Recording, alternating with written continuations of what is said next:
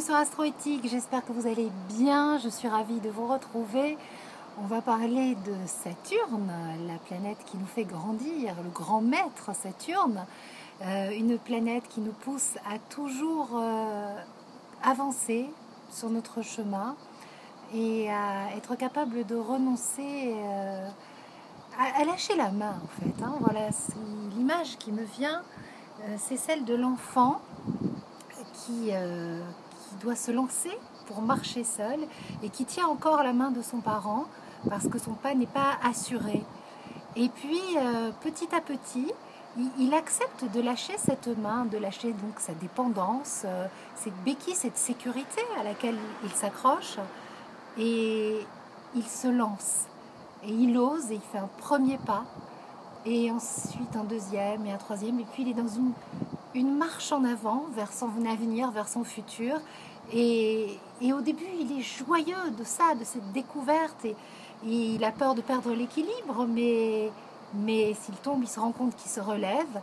Et voilà, Saturne, qui va bientôt redevenir direct, le 22 juillet, va faire ses derniers pas dans le signe du Scorpion, et va arriver en Sagittaire au mois de décembre prochain, juste un petit peu avant les fêtes de Noël. Donc c'est le dernier passage de Saturne dans le signe du Scorpion, et il nous a poussé de façon globale à beaucoup de renoncements, il nous a mis face à beaucoup de blessures d'abandon. Il a particulièrement touché les personnes qui étaient marquées par le signe du Scorpion, du Taureau, du Verseau, du Lion, puisqu'il leur formait des aspects d'opposition et de carré. Et si vous avez des planètes personnelles dans ces signes, eh bien vous avez fort probablement senti cette résonance saturnienne. Maintenant, j'en discutais tout à l'heure avec une amie qui est dans une relation de couple où le lien d'attachement s'est fait sur une conjonction Lune-Saturne. C'est la Lune de cet homme qui se met sur le Saturne de cette femme. Et c'est vraiment l'image de la moule qui s'accroche à son rocher. Et ce couple est en pleine séparation. Et donc, bien sûr, lui, il est taureau, il est concerné de plein fouet par ça. Elle est Capricorne. Et donc, elle est aussi concernée par ça et par ces aspects de Saturne. Et puis, de toute façon, comme ce qui fait le ciment de leur relation, c'est une conjonction entre Lune et Saturne, eh bien, les mouvements de Saturne les concernent. Donc, si vous vous sentez concerné par ce message, si vous dites ça me parle, ce qu'elle est en train de me dire, celle-là, écoutez, parce que vous avez probablement, d'une façon ou d'une autre, dans un aspect de votre vie, quelque chose qui résonne avec ces mouvements de Saturne, qui a fait des va-et-vient dans le signe du Scorpion et qui s'apprête à faire son dernier nettoyage, son dernier élagage. On en est au moment où l'enfant accepte de lâcher la main de son parent, accepte d'avancer, est encore un peu dans un équilibre précaire. Et puis quand Saturne va rentrer en Sagittaire, on sera dans cette jubilation complète. Mais il va y avoir déjà un début de joie, de cette autonomie retrouvée, de cette découverte. Pourquoi ? Parce que comme je vous le disais, Saturne, c'est vraiment la planète qui nous fait contacter nos blessures d'abandon et qui nous fait revisiter toutes nos peurs et toutes les mauvaises raisons pour lesquelles on fait des choix qui ne sont pas les bons pour nous, mais adaptés au moment où on les a faits. Et donc, à un moment, tout ce qui n'est pas juste dans l'univers, tout ce qui n'est pas réellement ce que nous sommes, par rapport au chemin d'évolution que nous voulons emprunter, ça finit par craquer, par céder, ça ne peut plus fonctionner, ça ne repose pas sur des bases authentiques, réelles.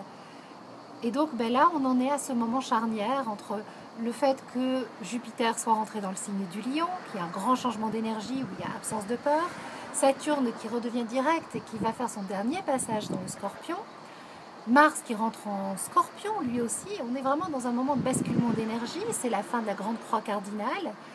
Donc il y a beaucoup de lâchage de main, de prise d'autonomie, de situation de séparation et de fin de quelque chose parce qu'on est prêt à avancer. J'ai reçu beaucoup de messages de personnes qui avaient vécu depuis la dernière pleine lune des changements brutaux, c'était très puissant. Je vous le disais, tout est fort, tout est puissant avec Jupiter, tout prend des proportions importantes, c'est acte 2, scène 3. Et puis il y a eu beaucoup de ruptures et de séparations complètement inattendues ou attendues, parce que de toute façon quelque part on le sait toujours, mais qui sont arrivées là, comme ça. C'était le moment et c'était nécessaire.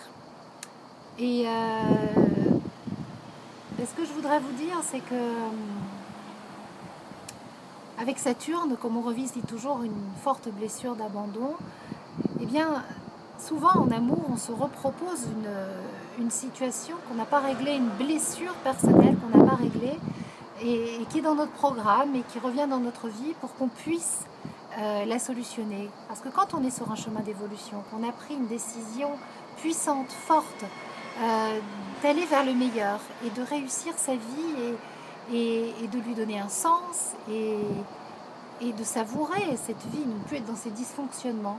À ce moment-là, tout se met en place dans l'univers et dans la vie pour que on aille vers le but à atteindre.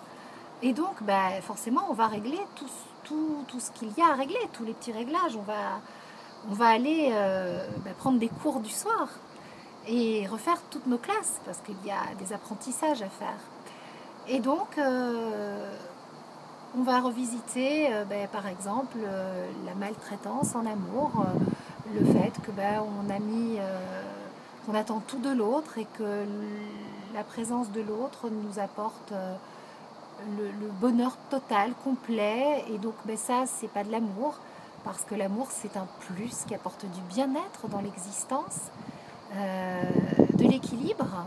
C'est quelque chose que l'on savoure et qui nous fait vraiment du bien, mais ça ne peut pas être la force, ça ne peut pas être la ressource. C'est une source de bien-être, mais ça ne peut pas être la source de bien-être. Et donc, souvent, avec Saturne, on se retrouve face à un abandon, on se retrouve dans une situation d'amour frustrante, douloureuse, une séparation, et on revisite le fait qu'on a mis dans cette relation, dans cette personne, notre unique source de bien-être, et que du coup, on est en déséquilibre total, et voilà, c'est plus qu'extrêmement douloureux, on le vit comme un abandon, comme quelque chose qui est de l'ordre du vital, comme un traumatisme. En amour, on est souvent déçu, on est souvent blessé, mais on ne se fait pas avoir, on est juste sur un chemin d'apprentissage et d'évolution, et on fait toujours du mieux qu'on peut. Quitter quelqu'un, c'est une expérience douloureuse, ce n'est pas une expérience traumatique. Il ne faut pas prendre à sa charge la douleur de l'autre, il faut se concentrer sur ce qui a fait qu'on s'est mis dans cette situation et qu'on n'est pas capable de se proposer mieux aujourd'hui, parce que c'est là où on en est. Alors quand je dis mieux, il n'y a pas de jugement de valeur, c'est mieux par rapport à un état de bien-être, par rapport à ce qu'on attend de la vie et ce qu'on souhaite. Il ne faut pas se prendre pour le trauma, parce qu'on n'est pas un trauma, on n'est pas la cause du mal. Et quand on ramène à soi, on évolue. Quand on reste concentré sur la douleur de l'autre, on ne se remet pas en question comme il le faut.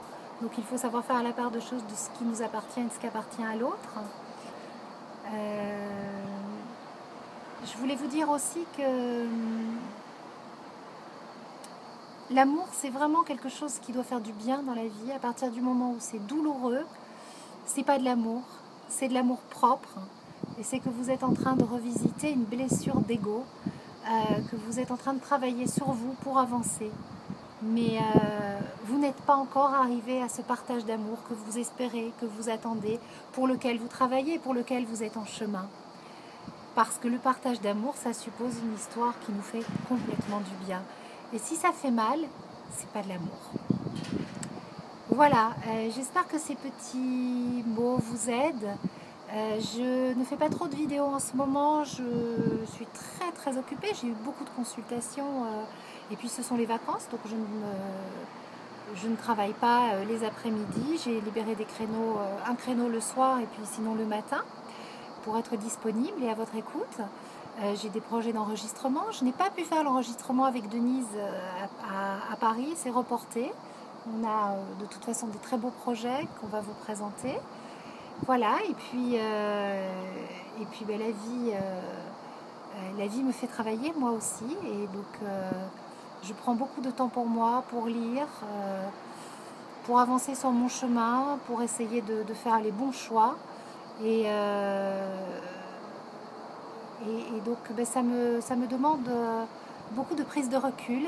Et c'est ce qui me permet, ben, quand je vous offre ces vidéos et que je suis avec vous, ben, de vraiment vous faire passer les messages qui viennent du fond de mon cœur, de mon expérience, de mes lectures, de mon savoir et de ma connaissance. Et c'est comme ça que c'est bien. Voilà. Donc, des gros bisous, beaucoup d'amour pour vous. Je reste à votre écoute. Et n'hésitez pas à me poser vos questions si vous souhaitez que j'y réponde par l'intermédiaire de vidéos. Et puis à me contacter si vous avez besoin d'exprimer des choses. Voilà. Je vous fais des gros bisous. Ciao, ciao.